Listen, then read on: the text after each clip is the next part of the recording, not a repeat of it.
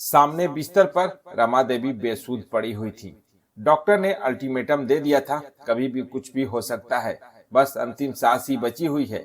जितने भी परिवार और रिश्तेदार हैं सभी को बुला लीजिए। सुगंधा अपनी सास रमा देवी के पास बैठे हुए उनका सर सहला रही थी। वो बार बार उनका हाथ, चेहरा, माथा स्पर्श कर यह बता रही थी कि वह वहां है। ननद, देवर और बाकी परिवार वालों को भी खबर कर दिया गया था, मगर कोई पहुंच नहीं पाया था। रमा देवी बेजान निर्जीव सी पड़ी हुई थी। उनके शरीर में कोई हरकत नहीं हो रही थी। अचानक सुगंधा और उनके पति बैठे हुए थे और उनकी तरफ देख रहे थे। थोड़ी देर बाद रमा देवी के शरीर में अचानक ही हरकत सी होने लगी। उन्होंने अपनी आंखें खोल दिया। उनके सामने सुगंधा बैठी हुई थी। उसे देखकर उनकी मरती हुई आंखों में एक चमक सी आ गई। उन्होंने बड़ी उम्मीद से अपनी बहू की तरफ देखा और उसका हाथ अपने हाथों में पकड़ लिया। अपने कांपते हुए दूसरे हाथ को आशीर्वाद देने के लिए हाथ उठाने की कोशिश की। हल्की सी मुस्कुराहट उनके चेहरे पर थी और देखते ही देखते उनके प्राण निकल गए। अब वह निर्जीव बन चुकी थीं। नहीं चाहते हुए भी सुगंधा की आंखों से आंसू बह निकले और वह फूट फूट कर रो पड़ी। सुगंधा, उठो, अभी सारे कामकाज तुम्हें ही देखने हैं।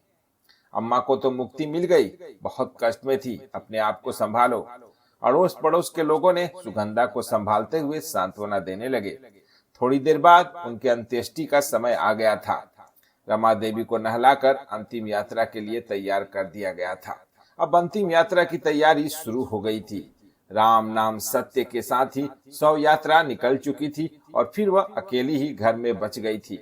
रमा देवी बीमार तो थी मगर ठीक थी। अचानक ही 4 दिनों पहले उनकी तबीयत खराब हुई और 4 दिन में ही वह गुजर गई। उनके दोनों देवर और ननद विदेश में और दोनों बच्चे हॉस्टल में। इतनी जल्दी किसी का भी पहुंचना मुश्किल था।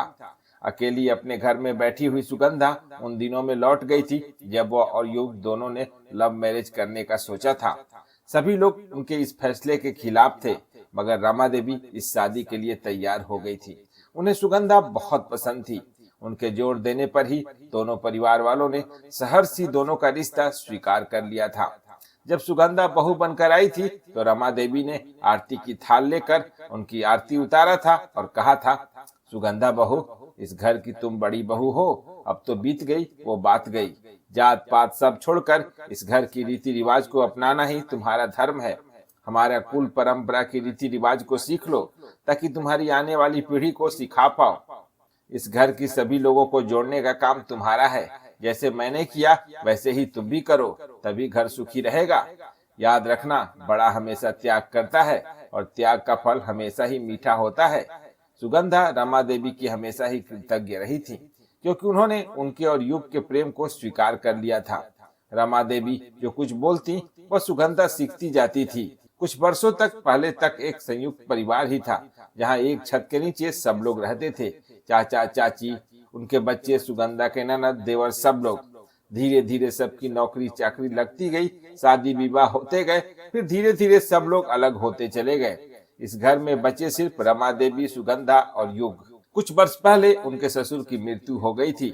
उसके बाद रमा देवी टूटती ही चली गई थी, बिस्तर पर पड़ गई थी। वह सुगंधा और युग के ऊपर ही डिपेंडेंट रह गई थी।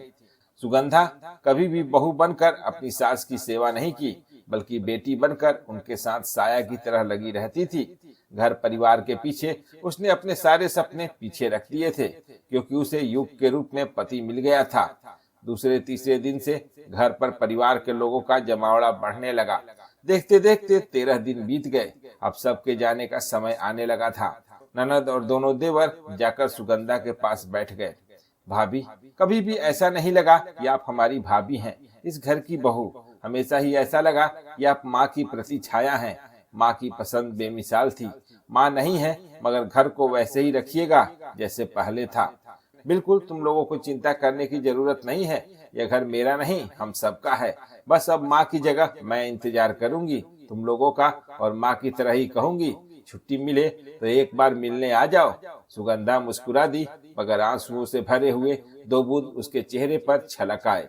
ननद पूजा और देवर अविनाश और आकाश दोनों ने उसकी आंखों को पोंछते हुए उनके गले से लिपट गया। भैया की चॉइस बिल्कुल राइट है। यू आर राइट बहू रानी। उदासी में भी एक हंसी के ठहाके घर में गूंज गए थे।